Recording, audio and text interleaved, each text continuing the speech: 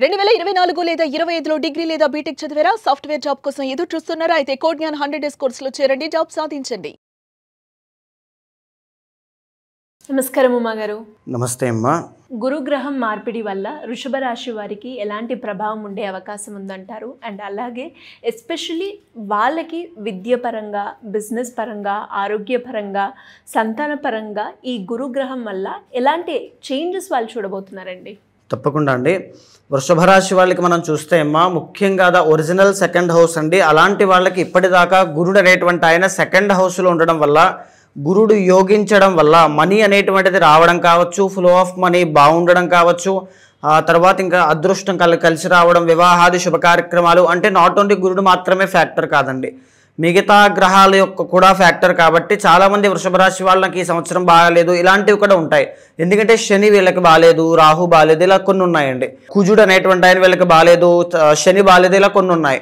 అయితే ఇప్పుడు వృషభ రాశి వాళ్ళకి మేజర్ బలమైనటువంటి గురుడు సెప్టెంబర్ 28వ తారీఖు దగ్గర నుంచి డిసెంబర్ 27వ తారీఖు దాకా సుమారుగా 90 రోజుల పాటు ట్రాన్సిట్ అనేటువంటి కర్కాటక రాశిలోకి జరగడం వల్ల, అది 3వ స్థానం అవ్వడం వల్ల, సో దానికోసం శాస్త్రం ఏం చెబుతోంది అంటే అతిక్లేశం బంధువైరం అంటే ఏంటి అంటే విపరీతంగా కష్టములు అనేటువంటివి వస్తాయి.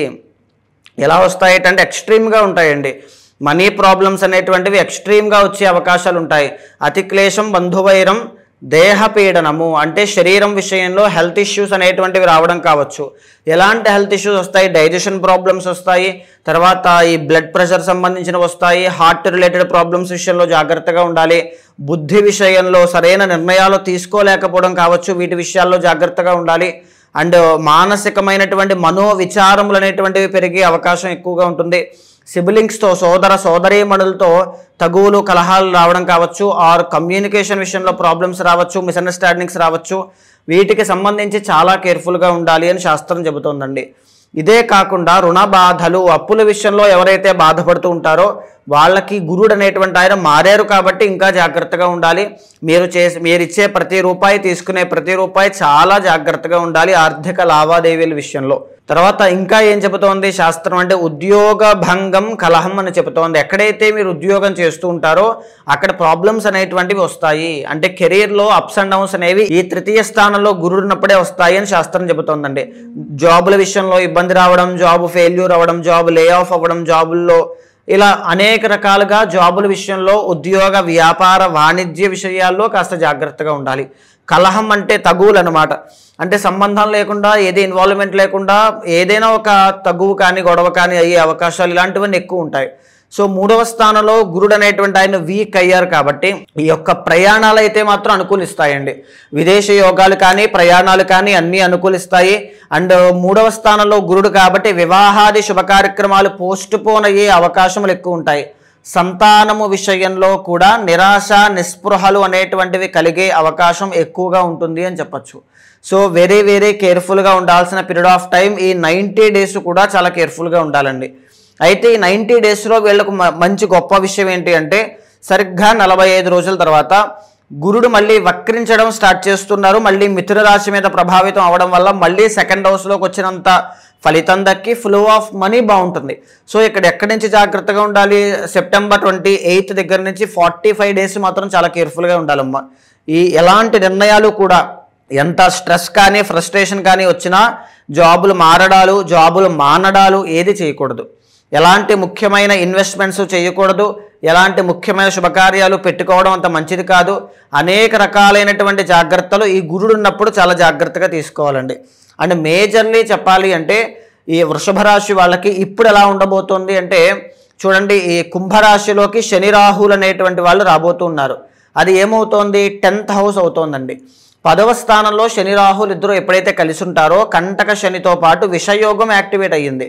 రాహు అనేటువంటి ఆయన 10thలో యోగించినా శనితో పాటు కలిసి క్లస్టర్ ఏర్పడినప్పుడు ఆ శని అనేటువంటి ఆ ఫలితం కూడా వర్తిస్తుంది. కాబట్టి 100% కెరీర్లో చాలా జాగ్రత్తగా ఉండాలి వృషభ రాశి వాళ్ళు. ఎందుకనంటే లాస్ అయ్యే అవకాశాలు ఎక్కువగా కనబడుతూ ఉన్నాయి. పర్సనల్ చార్ట్ చూసుకొని జాగ్రత్త పడండి. ఎందుకనంటే శని రాహులు ఇద్దరు కూడా విషయోగానికి సంబంధించిన వాళ్ళండి. సో ఏం చేస్తారండి, ట్రాన్స్ఫర్లు కూడా చేసే అవకాశం ఉంటుంది. ఎలాగా ఫ్యామిలీ నుంచి దూరంగా తర్వాత కుటుంబ సభ్యుల దగ్గర నుంచి లేకపోతే ఎవరి దగ్గర నుంచి అయినా దూరంగా ట్రాన్స్ఫర్ అయ్యి దూరంగా తీసుకెళ్లే అవకాశాలు ఎక్కువగా ఉంటాయి. ఉద్యోగాల్లో తర్వాత స్ట్రెస్ అనేటువంటిది కావచ్చు, పని ఒత్తిడి విపరీతంగా పెరిగే అవకాశములు ఎక్కువగా కనబడుతున్నాయని చెప్పొచ్చండి. సో ఈ గురుబలం అనేటువంటిది తగ్గింది కాబట్టి ఖచ్చితంగా వృషభ రాశి వాళ్ళు గురుడికి సంబంధించినటువంటి శ్లోకాలు, స్తోత్రము నిత్యము పారాయణ చేయడం కావచ్చు, ఆర్ లేకపోతే దత్తాత్రేయ స్వామి వారి యొక్క ఆరాధన చేయడం కానీ, గురు చరిత్ర పారాయణ చేయడం కానీ తప్పకుండా చేయాలి. దాని వలనే గురుబలం పెరుగుతుంది, ఉద్యోగ వ్యాపారాల్లో బాగుంటుంది. మీ యొక్క జన్మ జాతకంలో గురుబలం ఉండాలండి. గురుబలం ఉంటేనే ఎక్కడైనా కనీసం సర్వైవ్ అవుతారు. సో అక్కడ గురుబలం ఉందో లేదో ఒక్కసారి చెక్ చేసుకోండి. గురుడు అనేటువంటి ఆయన అక్కడ స్ట్రాంగ్గా ఉంటే ఇక్కడ చిన్న చిన్న ఇబ్బందులతో వెళ్ళిపోతారు తప్ప ప్రాబ్లం రాదు. ఎందుకు అంటే 3 కన్ఫర్మేషన్స్ అండి. 1 గురుడు, 2 కంటక శని, 3 రాహు శని యొక్క కలయిక క్లస్టర్ అనమాట. ఈ 3 కెరీర్ మీద ఎక్కువగా ఫోకస్ చేస్తున్నాయి. వెరీ వెరీ కేర్ఫుల్గా ఆచితూచి వ్యవహరించండి, నిర్ణయాలు తెలివితేటలతో తీసుకోండి. ఎలాంటి పరిహారం చేసుకోవాలి అంటారు ఈ రాశి వారికి? తప్పకుండా అమ్మ, ఈ గురుబలం తగ్గినప్పుడు జనరల్లీ శివ ఆరాధన చేయాలి అని శాస్త్రం చెబుతోందండి. ఎలాంటి శివ ఆరాధన? స్ఫటిక శివలింగానికి ఎవరైతే అభిషేకం చేస్తారో లేదా బ్రహ్మ ముహూర్తంలో శివనామస్మరణ ఎవరైతే చేస్తారో, సాయంత్రం వేళ విష్ణునామస్మరణ ఎవరైతే చేస్తారో వాళ్ళకి గురుబలం అనేటువంటిది పెరుగుతుంది. ఇంకా చెప్పాలి అంటే గురుడికి సంబంధించినటువంటి నవగ్రహ శ్లోకాల్లో గురుడి యొక్క శ్లోకాన్ని 16 సార్లు 3 పూట్ల ప్రతిరోజు జపం చేసినట్లయితే గురుబలం తక్కువగా తేలికగా పెరుగుతుంది. ఇంకా చెప్పాలి అంటే శక్తి ఉన్నవాళ్ళు, ఓపిక ఉన్నవాళ్ళు గురుడికి జపములు, హోమాలు, జప హోమాదులు అనేటువంటివి సశాస్త్రీయంగా జరిపించండి. అద్భుతమైన శుభ ఫలితాలు చూస్తారమ్మా.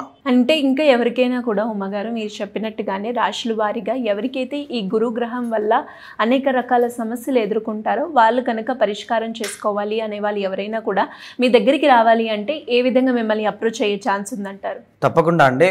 అలాంటి వాళ్ళు ఎవరైనా సరే మీకు కింద కనిపించిన నెంబర్కి కాల్ చేస్తే మా వాళ్ళు మీకు పూర్తి వివరాలు అందిస్తారు. తప్పకుండా మీ యొక్క పర్సనల్ చార్ట్ కూడా చాలా ఇంపార్టెంట్ అమ్మా. ఎందుకు అని అంటే గురుడు అనేటువంటి ఆయన పర్సనల్ చార్ట్లో బలంగా లేకపోతే ఇక్కడ ఉన్నటువంటి గోచార గురుడు కేవలం 40% మాత్రమే ఎఫెక్ట్ చేస్తూ ఉంటారు. మిగిలిన 60% ఆయన చేతుల్లో ఉంటుంది. కాబట్టి ఆయన యొక్క బలాన్ని గమనించి నిర్ణయాలు తీసుకోవాలి. సరైన నిర్ణయాలు తీసుకుంటేనే జీవితం సరిగ్గా ఉంటుందండి. అందరికీ తెలిసిన విషయమే. సో 100% అలాంటి వాళ్ళు ఎవరైనా ఉంటే మీకు కింద కనిపించిన నెంబర్కి కాల్ చేయండి. మా వాళ్ళు మీకు పూర్తి వివరాలు అందిస్తారు.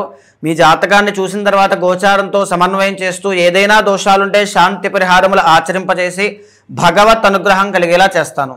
థ్యాంక్ యూ అమ్మ గారు. Thank you so much. నమస్తే అమ్మా.